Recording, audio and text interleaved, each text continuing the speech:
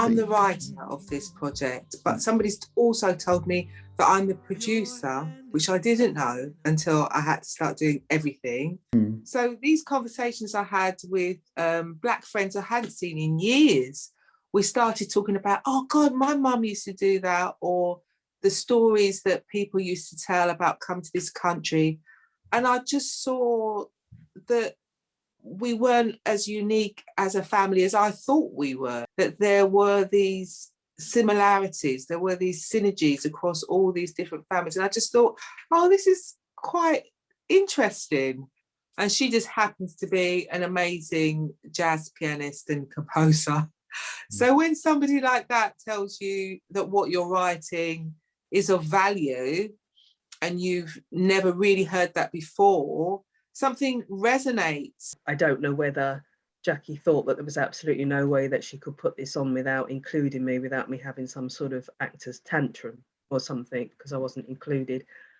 And she just came into my mind immediately when I was writing Aretha. I was hearing Maxine's voice and all, you know, all the jokes that come with a strong parent, and it just reminded me of the character that she played in Bull as well. It was quite bizarre. Black people just want people to write great theatre for them, don't they? They just want people to do great parts for them.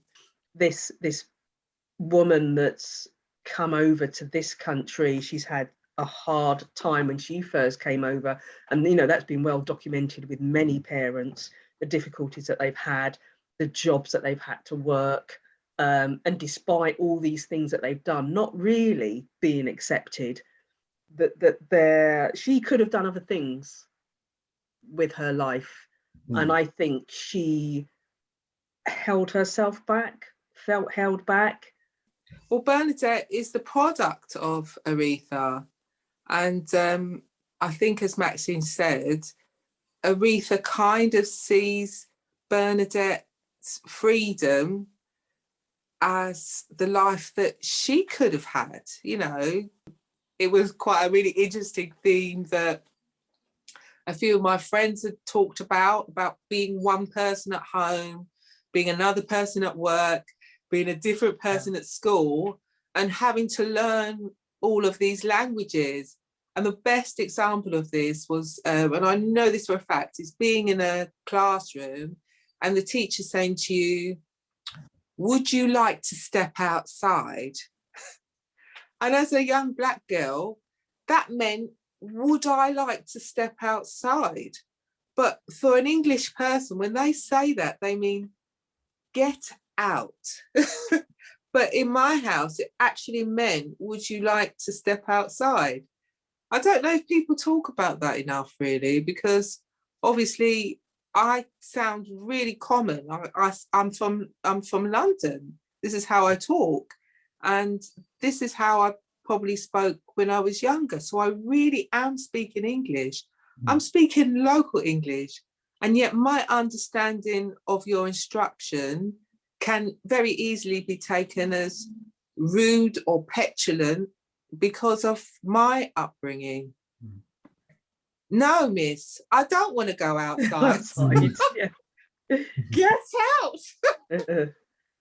It's on at the Folkestone Theatre on the 29th and 30th of October. Tickets are available online and they're very reasonable. It's only £12 for culture and new music and music that we love as well. I mean, we've chucked a bit of Aretha Franklin in there. I don't know many West Indian parents who didn't sing Aretha Franklin when they were busy. And Gregory Porter, because I love him, and all the songs that kind of punctuate that time for me. There aren't other plays like this that bring that sort of combination together as well. So I think that would be a really good thing for people to see, you know, some original music as well as some other bits of music that they'll recognise.